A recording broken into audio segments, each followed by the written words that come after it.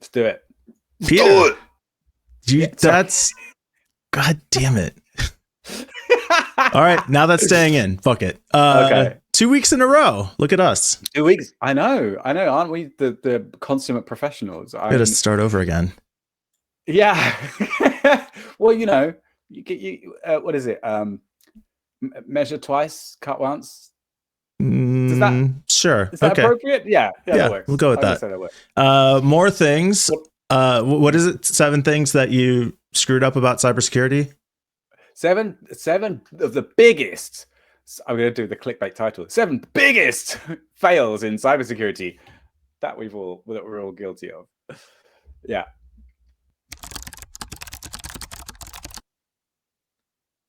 I thought this was going to be a little harder for me because I'm not actually in cybersecurity. So I thought I was going to have to expand it to like just technology, or the first one that came to mind is like, you're not really in marketing unless you've accidentally emailed 50,000 people who weren't supposed to get it. You don't have to be in marketing to do that. Yeah. But I didn't have to fall back to that one. I think I actually came up with some actual legitimate security ones. Okay. You want to go first? Do you want me to go first? All right. Yeah. I want to. So this is, or I'm just going to say, good old port 3389. RDP. Okay. Yeah. Wow. Opening up remote desktop port on your server, poking a little hole through your firewall so that you can log in from home, and then forgetting about it.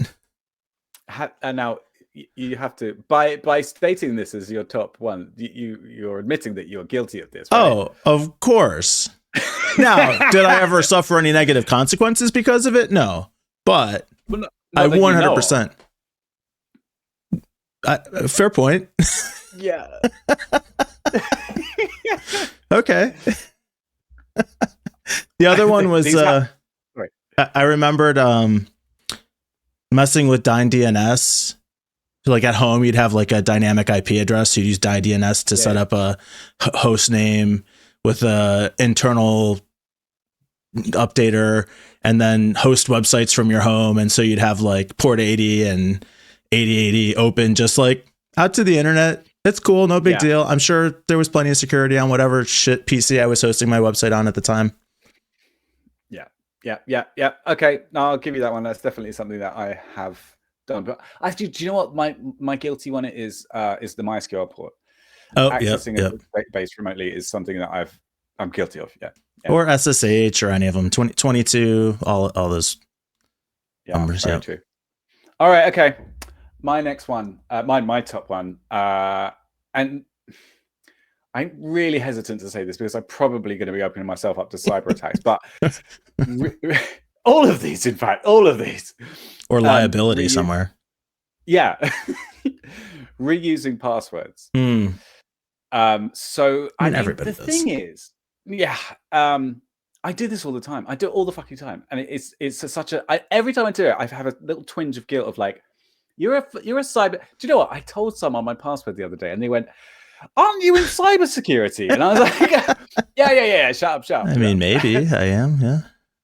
The problem is that even with like with a password manager, I mean, who doesn't just? It's muscle memory in your fingers. You know? It's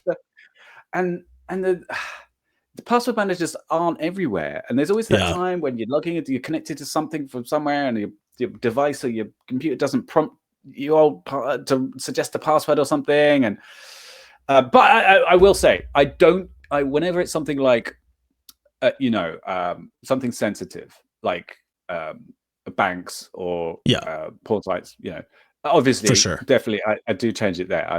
But then I write it down somewhere.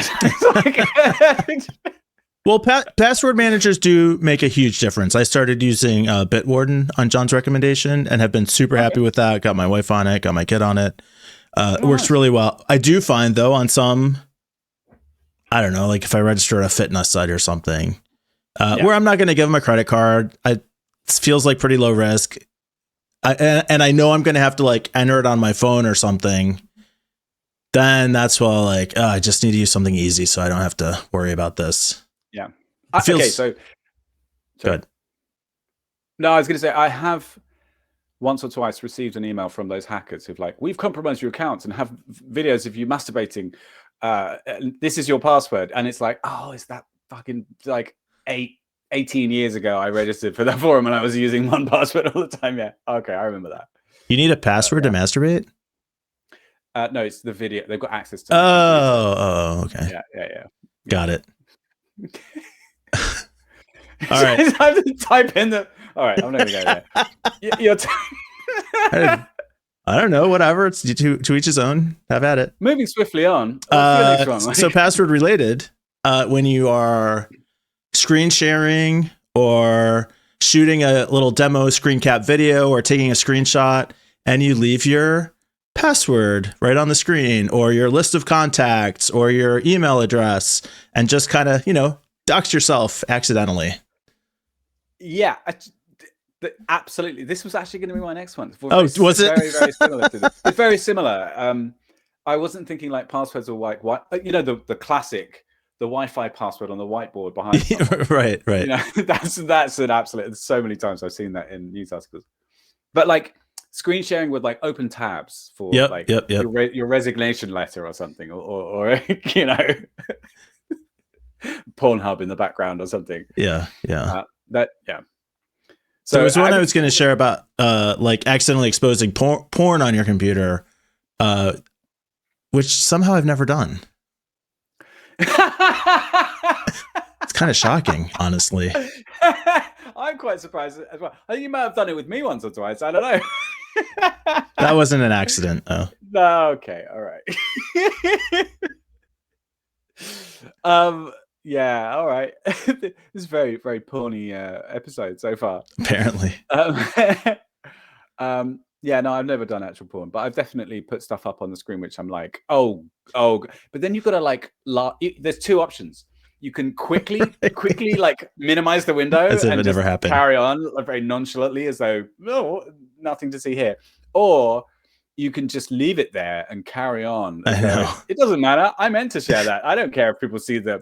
Slack is a terrible one. If you're sharing and you have Slack open on your computer. I was on with my boss and a couple other people about a project, and we get on and the boss starts saying, maybe we should consider this. And I started typing to side chatting somebody else in the meeting saying, hey, don't you love it when you're 2 days before launch and your boss wants to revisit some things? No, did you really? I did. Oh. And you forgot you were screen sharing? Yeah. Ooh, ouch. I mean, I don't think that's terrible. It's not anything I wouldn't say out loud, but it was. Yeah.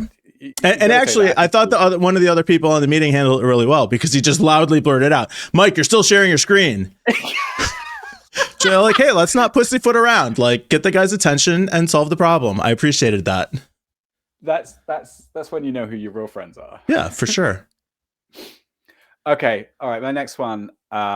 This is kind of a boring one, but I was thinking about like tech fails, cybersecurity fails that I made. And I will have to say that I've learned this at trusting the supply chain. So is the fail?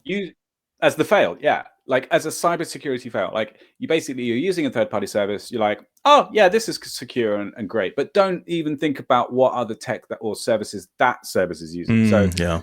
The whole SolarWinds issue from years ago. That it was all. There's been a bunch of things. Supply chain incidents were huge at one point. They were in the news all the time. Was there a big? Was it a Target one a couple years ago? Yeah, the Kaseya. Oh, Kaseya, yeah, a couple big ones. Kaseya, yeah. For sure.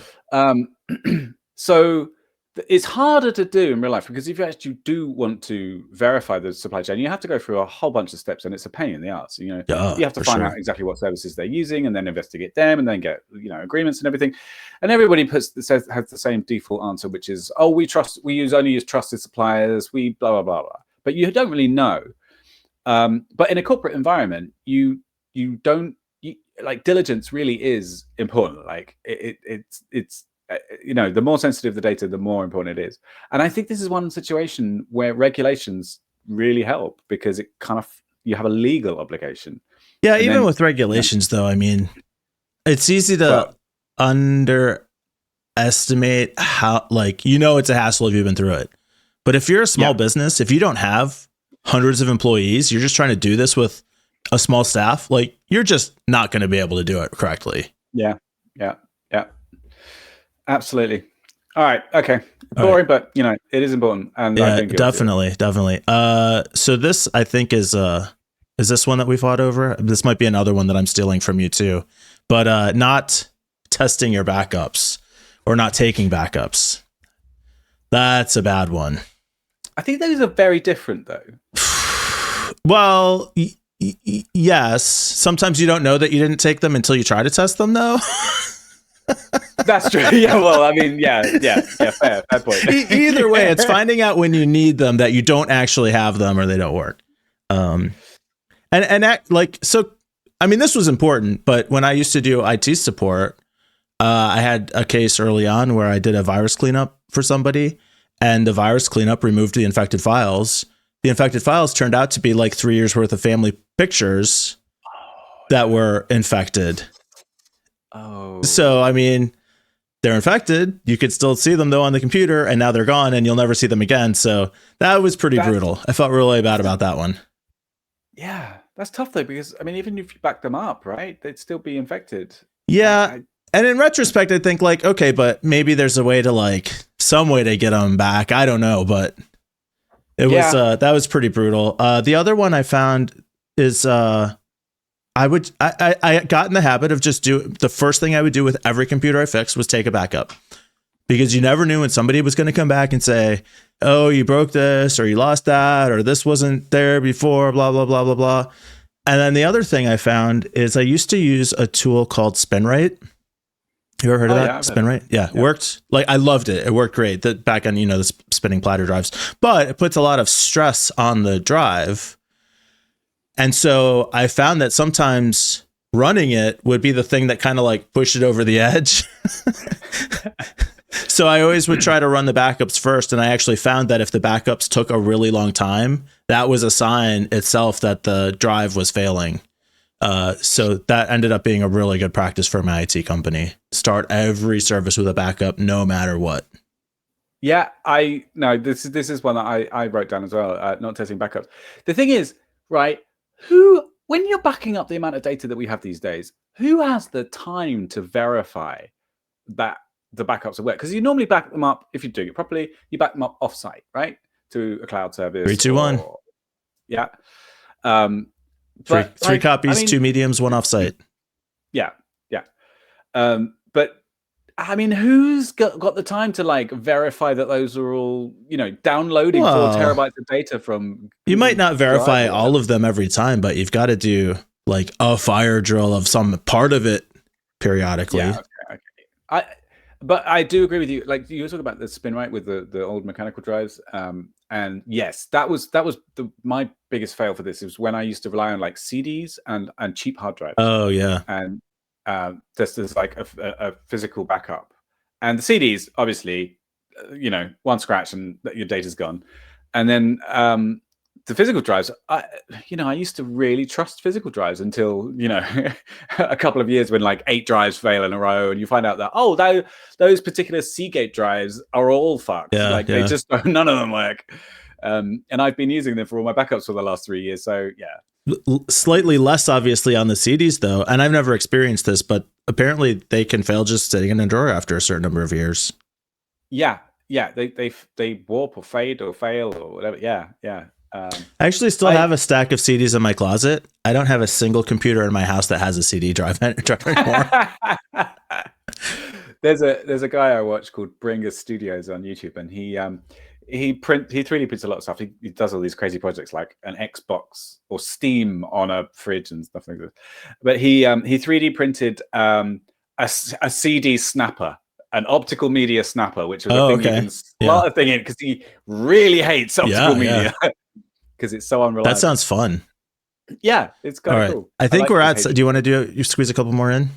No, I'm not. I'm done. I'm at 7. All right. I've got here's another one, and this one I've definitely done. Yeah. Letting everyone be admin because I'm sick of answering all their stupid fucking access questions. Fine, whatever. I'll make you an administrator. Just get off my back. It always bites you in the ass, right? Always. 6 months later, you're like, someone's like, my computer's running slow. And you're like, okay, let me have a look. And yeah, you Installing got everything I could find on the internet. Yeah. one of those toolbars that's 7 Oh my rows God. deep or something. Yeah. From the community, this was a good one. I like this one. Mr. T said alerts fatigue. Also, yeah. And you get that even, I think, with like installation and confirmations. Are you sure? Do you want to do this? Do you, yes to cancel, whatever. Just like, yes, whatever. I'm not reading it. Click, click, click. I don't care what I just agreed to. Get out of my face. Like, it's so easy to do that. Do you know so what? easy to do that. This is one thing I'm not very guilty of. I totally get it. But like one of my first jobs was as a sysadmin back in like the 90s, the late 90s. Was I was responsible for dealing with the mailer daemon mailbox. So like all the automatic emails for the whole network went to this mailer daemon at whatever. And it was just, thousands of emails every day. And I kind of enjoyed, it was very therapeutic to sort of go, no. You like delete each one manually. Yeah, you just got to check each one to see if there's, because it's like a backup report or it's a cron tab output or whatever. Yeah, it was kind of like soothing in a way. Yeah, I'm better about it than I used to be because, and Zy mentioned this too, again, from the community. Discord, could come join. We haven't plugged anything in so long. I forget how it even works. Come join us on Discord, like and subscribe to the video. I used to have a animation for this. Let's see. There we go. So hey, I remember there was like freeware used to be really bad about it, where like you'd install the freeware and then it would like have a checkbox that says like also install this other thing, kind of like sneakily pre-checked. Fell for that a couple times. Yeah. I definitely. Yeah. Okay. Well, I think that's a pretty good list. If anybody out there has any that we've missed, please do let us know in the comments. And swing by Discord, like and subscribe. Send us money. I don't know, anything you like, really.